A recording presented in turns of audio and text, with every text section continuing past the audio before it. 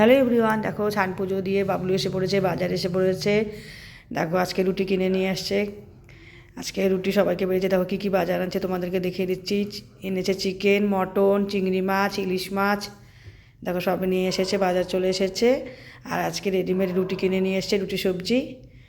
আজকে আমার বোন আসছে, ননদ আসছে, সব আসছে বাড়িতে, তাই স্পেশাল স্পেশাল সব আইটেম হচ্ছে।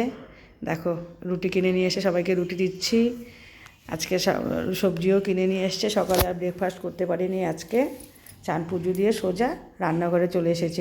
চলে এসে দেখো সবাইকে রুটি সবজি বেড়ে দিচ্ছি। বাজার এনেছে, তারপরে আমি রান্নাবাড়ি শুরু করব। আজকের দিনে কি কি করলাম তোমাদেরকে খুব শর্টকাটে দেখাচ্ছি, তোমরা পুরো ভিডিওটা দেখো প্লিজ। দেখো যে রুটিগুলো বেড়ে নিলাম, সবার রুটিটা বেড়ে নিয়ে দেখো এখন রান্না শুরু করছি। দেখো বাবলুও এসে পড়েছে। দেখো আমার বোনের বান্ধবী একটুখানি আমাকে চিংড়ি মাছটা কেটে দিল, আমি সব ধুয়ে নিলাম। আমার মেয়ে, বোনের ছেলে সব মোবাইল দেখছে।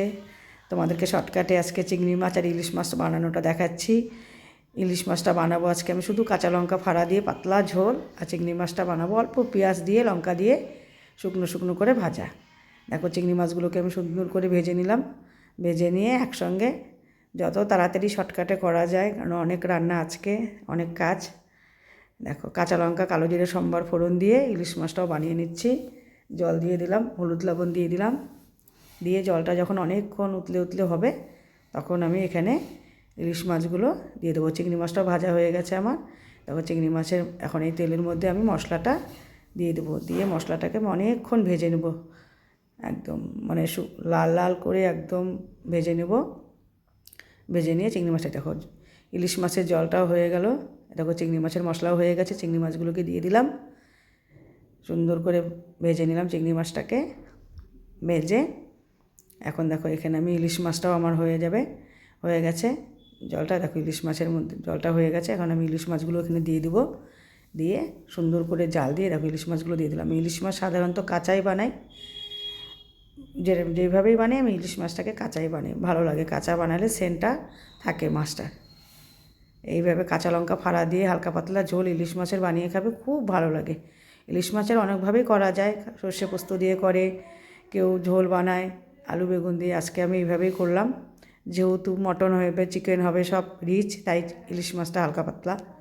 দেখো ইলিশ মাছটাও হয়ে গেছে আমার, চিংড়ি মাছও হয়ে গেছে। এখন আমি এখানে মটনটা বসিয়ে দেবো। চিকেনও হয়ে গেছে আমার, চিকেন রান্নাটা তোমাদেরকে দেখাইনি। এখন মটনটাও বসিয়ে দিলাম। মটনটা হয়ে গেলে দেখো মটনটাও হয়ে গেছে আমার। আমি একটু ফ্রাইড রাইসও বানাবো।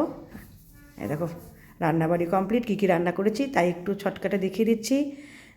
মটন কষা বানিয়েছি, চিকেন কষা বানিয়েছি, টমেটো চাটনি, এই দেখো চিংড়ি মাছ ভাজা, এটা হচ্ছে চিকেন কষা, এটা হচ্ছে একটা চাটনি বানিয়েছি, ফ্রাইড রাইস বানিয়েছি, সাদা ভাত বানিয়েছি, বাবলুকেও খাবার দিয়ে দিচ্ছি।